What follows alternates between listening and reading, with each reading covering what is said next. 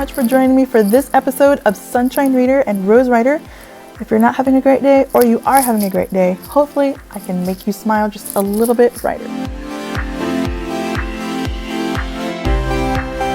In this episode, I'm going to be talking about another book. Okay, I've been reading this book and I'm not done this book. I've read like 5 or 6 chapters so far, but I keep talking about this book, and I was like, I'm going to get on my vlog and I'm going to talk to them just about the first 2 chapters because I don't have like an hour to talk to you like in one sitting. So the book is actually called Uninvited by Lysa. I'm going to call her Lysa T, so I don't slaughter that name. But anyway, Uninvited, living loved when you feel less than, left out, and lonely. This book has been, I'm not going to lie, this book makes you think. It makes you reflect upon yourself and your priorities and where you are dwelling upon in your life. Like, what are the things that you are holding you back in your past to get to where you need to be in your future. And so I really appreciated that about this book. So if you have not read Uninvited, let me just stop and say, just go to Amazon or go somewhere else to get this book. You will not be sorry. She is a gifted writer. I'm just going to read you like the sentence that really spoke to me. And I was like, okay, this is a good book. Listen to just the great allegories, and I'm really speechless at this point, but just listen to the way that she has of writing. Honesty is a suitor with piercing vision who isn't swayed by pretending and positioning. And when I read that, I was just like, that's nice. Honesty is a suitor with piercing vision. And I was like, whoa. No matter what he sees, how you pretend and how you position yourself, honesty is always coming after you. And that stuck with me from the beginning. And I was like, oh my gosh, like she got my attention. Congrats, Lysa. So that really just lets me delve into chapter 1. Chapter 1 is really all about honesty. What's the point of moving on to grow as a person if you cannot admit what you need to give up or grow past or move around in order to get to your future? Now, what I mean by that, I'm really talking about past pains, whether it be of rejection or of anxiety or of loneliness or of an addiction, whatever it may be.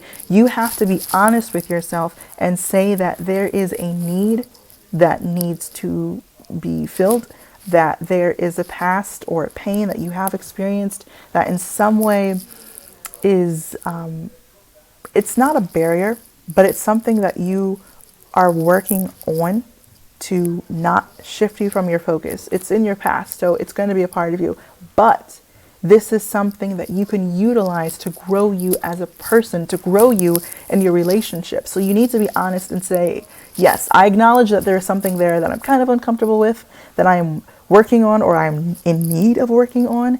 And do I really want this to be something that I'm constantly going back to, and it's not something that's propelling me forward, it's holding me back. You have to be honest. What do you want? What is it? And what is there that will keep you from getting that?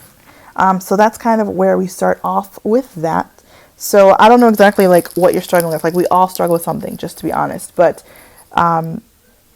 she mentions this really good point from the get-go. Let me just read it to you. The beliefs we hold should hold us up even when life feels like it's falling apart. And that really stuck with me, because I'm a very emotional person. If I haven't said this already, you're going to hear it today. I'm a very emotional person. And so my feelings are sometimes all the way like this. I was talking with one of my friends yesterday on the phone, and it was interesting how in listening to him talk, I was reminded of different emotional waves that sometimes we all face and we all go through. And right when I was about to be like, that was me. Okay. I'm that person very often. So, it's not our emotions that should be our guiding spotlight. For example, when you are running a race or you are in a food contest and you are trying to get through this marathon of eating the most pizza, you are not focused on, oh my gosh, like I feel full, like I should stop. No, you're like, oh my gosh, I need to eat that 4 more slices because he's a slice ahead of me. So you're focusing on the goal. It's the end game. It's not about how you feel in the present. For example, if you're a captain of the ship, you are not focused on, okay, the waves are really pushing. No, you are looking at the light in the lighthouse and you're like, that is where we are going. That is the direction that we're going. Of course, if you're not in a sailboat or something like that, you would be focused on a compass or some other sort of radar that's telling you where to go. But the point is, you have to have a goal. You have to have something that is guiding you and something that you are looking to. And so for this, the beliefs that we have are going to be those things that draw us forward, that show us and point us in the way that we should go. Otherwise, we're riding anyway with our feelings. If our feelings determine how we decide our career, how we decide our identity, how we decide what action we're going to take, then we shouldn't be surprised as our feelings go roller coaster, our decisions do as well. You have to have something solid that is going to maneuver you through the storms and the emotions and roller coasters of life. And I needed to hear that. I knew it already. I'm sure you did too, but I needed to hear it again. And so that was something that I thought was really encouraging with you. Also on that side note of things that are going to propel you forward and move us closer in life, she asked 3 questions that, believe it or not, whether you have different views on them, these 3 questions are really going to reflect and affect how you decide to live your life. And so those 3 questions, let me find it right here. 3 questions that helped her really figure out what her beliefs were and helped her figure out her path. Now, I know not all of you, of course, are going to have the same beliefs or convictions that I do, and that's fine. But these are 3 questions that the author shared and something that I pondered upon, and I found them to be really good. The first one is God good? The second one is God good to me? And 3, do I trust God to be God? Now, as a Christian myself, when I think of is God good, my first impulse is always to say yes. And then I think about things in life and in this world that so often don't seem to be good. And then I have to reflect on, well, what's the definition of good? Is God good? Is God fair? Is God just? Is God merciful? Is God loving? Like all of that, is that all encapsulated in that word good? And I'd have to say it is. But I'd also have to go back and say it costs something every time for us to say that, oh, that was a good thing, or that, like, there's a cost somewhere in there. I would say when you think about fairness in life, like, is God good? We ultimately think about things that don't seem fair to us. But we also kind of know that if we've done one thing wrong, that kind of makes us like an unperfect person. For example, someone who lies, even if it's a little white lie, you're technically still a liar. If you steal something, you're still technically a thief. So it's not always about, oh, I didn't deserve, like, you might not have gone to prison for like stealing your brother's like car or like last slice of pizza or something, but you technically took something which was not yours, which is stealing, which still makes you like a thief. And so sometimes I think we don't think about it being, it wasn't that bad compared to this person. But God looks at it and it's like, okay, forget it. Like, it's an even slate. None of you can match up to me in my holiness. So it doesn't matter what you say or do, you're going to fall short. Just forget it. But God, I'd say, is good because God is balanced. He has mercy. He has love. He has grace. He has justice. But above that, like, I think of God, I think of holiness and patience. I'm not a very patient person, guys. I get really impulsive and I'm not ready to like let things sometimes take their course like they should. I'm not very patient in that way. But when you think about how many times God is patient and merciful in not giving us things that we do deserve, like angry thoughts that we have or things that we do to others, it's not like we deserve good in return for that. And even if we thought that we did, when you think about all the things that we do that are not reaching to that same, whatever your moral standpoint is, I think we can all agree we have not reached perfection. And so we're not worthy of perfection. If you haven't reached it, you're not worthy of perfection on any scale that you think or do.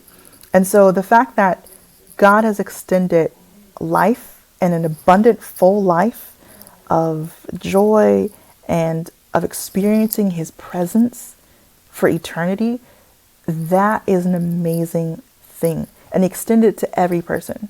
Now, on a human scale, we would say some people are less worthy and deserving than others. But to God, we all fall short. So it's an even scale. We're all unworthy. And yet, he's willing to give it to all of us. And so when I think about God, like, is God good? I think about all the different things that are part of God's established and eternal character. All powerful, merciful, just, loving, slow to anger, patient, faithful, enduring. And I'd have to say God's standard of good is something I have not yet and will never achieve on earth. And I'd have to say God is good, because if God were not God, we wouldn't be here. And so I'd have to say God is good. Not like just good to me, but God as like a powerful person, and God as being merciful and just, and experiencing his presence. Like I thought about it the other day, and I was like, honestly, even if everything were taken like away from us, as Christians, we are still able to experience his presence. So it's the difference between like when you're going through something that's really dark times and you're trying times, and like me, I've been anxious a lot like the last few days. But the thing that has really helped with that is being able to experience his presence. And so even though it didn't mean something like magical happened, or ooh, boom, flowers appeared, or pizza, which is better than flowers. But anyway, it didn't mean that anything physical appeared, but that presence of feeling that you are not alone was amazing.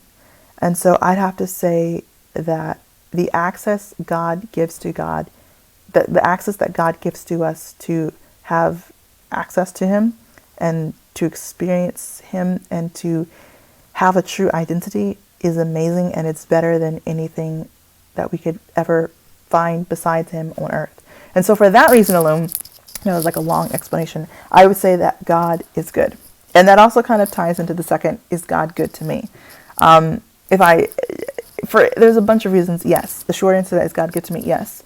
It's not about physical things that you've gained, but I would have to say for 3 things I'd say God's good to me. It would be like personal relationships that I have with family, friends, but then including that relationship, my relationship with God has to be 1. Relationships, God is good because he's put those like in my life for a season, for a purpose, for a reason. Second reason God is good to me through the abundant full life that I have in him, in my identity, and being able to see him even after death in heaven one day, and the comfort and the peace that God gives to me through that assurance that we find in his word. So those, I'd say, would be the 2 reasons how it's not dependent upon physical things of like possessions, of like money or food or health. And I don't have the best of health, but it's things that make life worth living. Health isn't necessarily something that we can rely upon, but the relationship that we have with God and being able to dwell in his presence and have joy and comfort, that's something that we can depend upon. And so I would say that is why God is good, and that is why God is good to me. And then the third question, do I trust God to be God? I don't think I could trust anyone else to be God. And I'm being honest here because I couldn't think of anyone else to be God.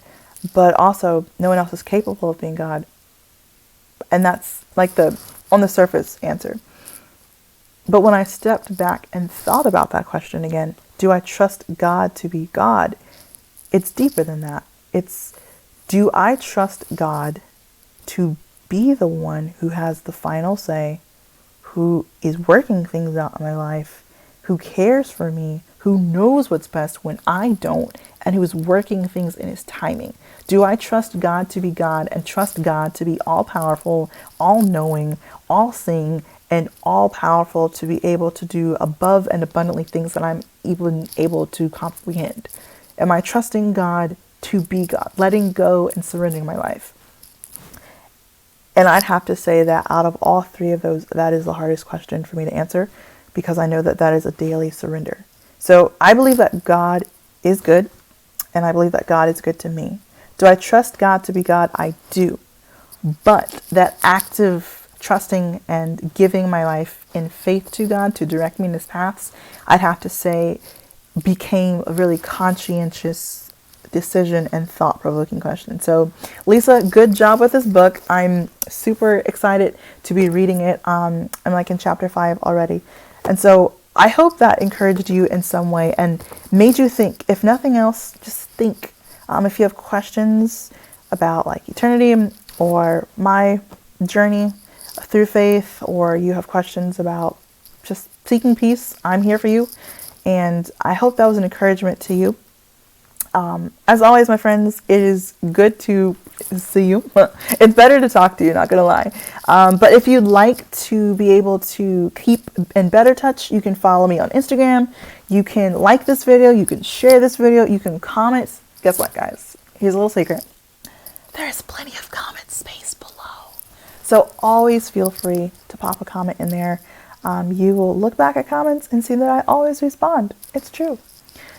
Your feedback and your questions and your concerns are important to me, and I'm here posting on this vlog to encourage you, and I hope that that is doing just that with this video and the others in the past and those, Lord willing, to come. So my friends, I thank you for watching this video. I hope that it brought a smile to your face and it brought a little bit of sunshine to your soul. So remember, stay safe. I'm serious. Yes, you. Stay safe. Smile much. And love so much more. All right, y'all. Take care. Bye.